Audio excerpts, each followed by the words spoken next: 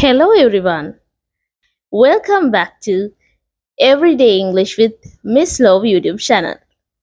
ඉතින් අද දවසේ අපේ මාතෘකාව තමයි මේ can කියන වචනය කොහොමද අපි හරියට පාවිච්චි කරන්නේ කියන එක. පාඩමට යන්න කලින් පුංචි මතක් කිරීමක් තියෙනවා. ඔයා තාමත් අපිව subscribe කරලා නැත්නම් අදම අපිව subscribe කරලා අපේ ඉදිරි වීඩියෝස් වගේම channel එකේ තියෙන අනිකුත් lessons උත් බලලා ඔයාගේ ජීවිතයට වටිනාකමක් එක් කරගන්න. ඒ වගේම ඉදිරි වීඩියෝස් වලදී ඔයාට අවශ්‍ය පාඩම් මොනවද කියලා අනිවාර්යයෙන්ම කමෙන්ට් එකක් දාන්න. හරි, අපි යමු අද පාඩමට. can සහ ඒකේ negative form එක. එහෙම නැත්නම් නැතාර්ථය can't. මෙන්න මේ වචන දෙක ඔයාට එදිනෙදා කතනයේදී ඒ වගේම ලිඛිත භාෂාවේදී writing වලදී ඉතාමත්ම වැදගත් වෙන වචන දෙකක්. අපි සාමාන්‍යයෙන් යමක පුළුවන්භාවයේ එහෙම නැත්නම් හැකියාව යම් ක්‍රියාවක් සිද්ධ වීමට තියෙන සම්භාවිතාවය එහෙම නැත්නම් අවසර ඉල්ලීමක් උදව් උපකාර ඉල්ලීමක් ඉදිරිපත් කිරීම සහ අවසර ලබා ගැනීමට මෙන්න මේ can කියන වචනය පාවිච්චි කරනවා. ඉතින් අපි බලමු positive ආකාරය, negative ආකාරය වගේම questions වලදී, ප්‍රශ්න ඇසීම් වලදී මේක කොහොමද හරියට පාවිච්චි කරන්න කියලා. can කියන වචනය පාවිච්චි කරන්නේ අපි හැකියාව, වියහැකියාව, අවසර ඉල්ලීම සහ ඉල්ලීම් ඉදිරිපත් කිරීමට.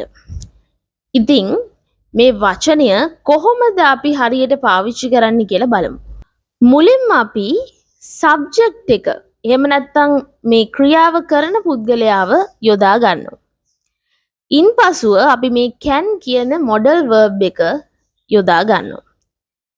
මේ සමග අපි යොදාගන්නේ ක්‍රියාපදයේ base form එක. එහෙම නැත්නම් V1 ආකාරය. සරල මූලික ස්වරූපය. ඉන්පසු ඔබට පුළුවන් object කොටස එහෙම නැත්නම් කර්මය මේ වාක්‍යයේ අගට යොදා ගන්න. උදාහරණත් එක්ක බලමු කොහොමද අපි can හරියට පාවිච්චි කරන්න කියලා. පළමු වන උදාහරණය. යම් කිසි දෙයකට හැකියාව තියෙනවා කියලා කියන්නේ කොහොමද? බලන්න. I can speak a little Italian. මට ඉතාලි භාෂාව පොඩ්ඩක් චුට්ටක් කතා කරන්න පුළුවන්. චුට්ටක් කියන අදහස තමයි මේ a little කියන පදයෙන් අපි අදහස් කරන්නේ.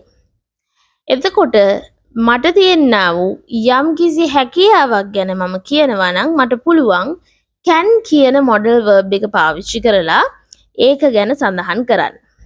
දෙවන උදාහරණය. You can borrow my headphones. ඔයාට මගේ headphones දෙක ගන්න පුළුවන්. මේකේ borrow කියන වචනේ අදහස ණයට ගන්නවා කියන එක. නමුත් ටික වේලාවකට ඔබට මිලක් නොගෙවා භාවිතයට ගන්න පුළුවන් කියන අදහසින් තමයි අපි මේ borrow කියන වචනය පාවිච්චි කරන්නේ. You can borrow my headphones. මගේ headphones දෙක ඔයාට පුළුවන් ගන්න. ඒ කියන්නේ මම අවසර ලබා දෙනවා කෙනෙක්ට ඒ දේ කරන්න. can කියන වචනය පාවිච්චි කරලා. තුන්වන උදාහරණයේදී අපි සම්භාවිතාවයේ විය හැකියාව යම් සිදුවීමට ඇති ඉඩකඩ පිළිබඳව බලමු. If you rush, accidents can happen. ඔයා හදිසි වුණොත් අනතුරු සිද්ධ වන්න පුළුවන්.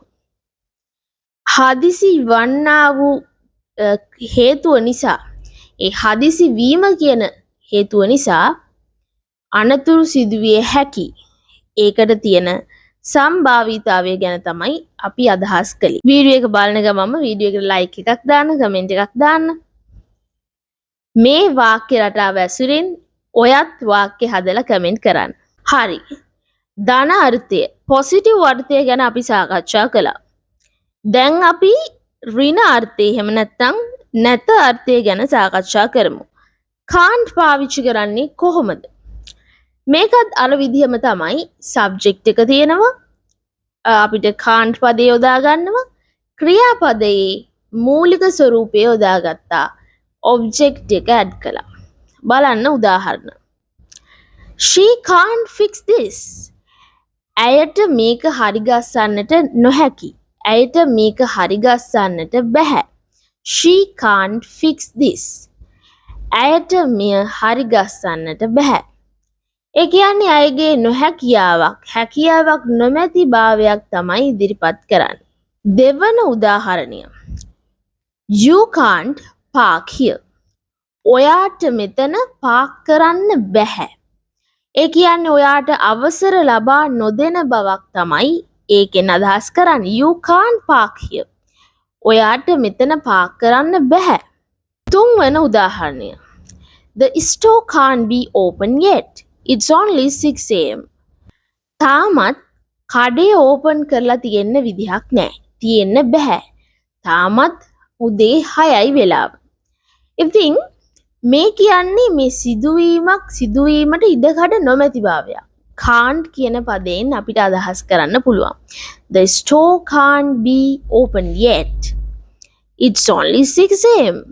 තාම වෙලාව 6 නිසා තවමත් ස්ටෝ එක කඩය විවෘත කර තිබීමට නොහැකි. දැන් අපි එන්නේ වීඩියෝ එකේ වැදගත්ම කොටසට. ඒක තමයි මේ can පාවිච්චි කරලා කොහොමද හරියට ප්‍රශ්නයක් අහන්නේ. දැන් බලන්න කොහොමද can වලින් අපි ප්‍රශ්න අහන්නේ කියලා. ප්‍රධාන වශයෙන් අපිට can පාවිච්චි කරන්න පුළුවන් මොනවා හරි දෙයක් සම්බන්ධව හැකියාවක් තියනවද නැද්ද කියලා අහන්න. එහෙම නැත්නම් ඔයාට යමකට අවසර ලබා ගන්න අවසරය ලැබේදැයි අසන්න පුළුවන්. එහෙමත් නැත්නම් යමක් සිද්ධ වීමට සම්භාවිතාවයක් තියේද යන්න ඔයාට අහන්න පුළුවන්. ඒ වගේම ඔයාට ඉල්ලීමක් කරන්නත් මෙන්න මේ ප්‍රශ්න රටාව උපකාරී කරගන්න පුළුවන්. අපි උදාහරණත් එක්ක සාකච්ඡා කරමු. ඔයා ඩිනර් එකේදී එහෙම නැත්නම් ලන්ච් එකේදී කට්ටියත් එක්ක කන වෙලාවට ඔයා කෑමවල ඔය බන්දේසි ඉල්ලනවනේ. අපි ලුණු ඉල්ලනවා, අපි සීනි ඉල්ලනවනේ. අපිට ඒ වගේ අවස්ථාවකදී මෙහෙම ප්‍රශ්නයක් අහන්න පුළුවන්. Can you pass me the salt please? මට මේ ලුණු එක පාස් කරන්න පුළුවන්ද? ඕකට සීනි දාන්නත් පුළුවන්. Can you pass me the sugar please? මට සීනි එක පාස් කරන්න පුළුවන්ද?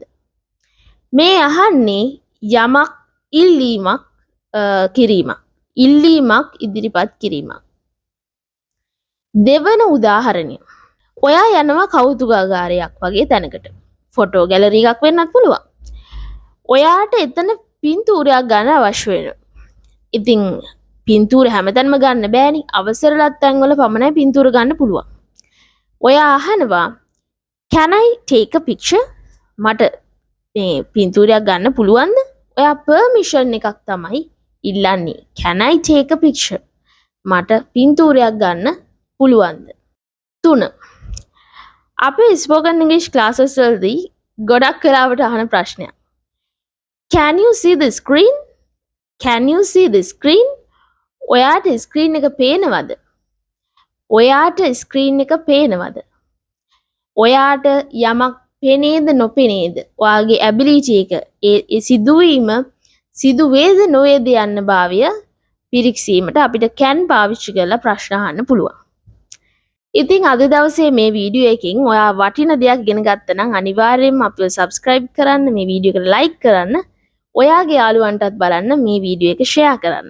අපේ YouTube channel එකේ පාඩම් සම්බන්ධව ඔයාට තියෙන ඕනම අදහසක් පහලින් comment කරන්නත් අමතක කරන්න එපා. See you in the next videos. Have a wonderful day.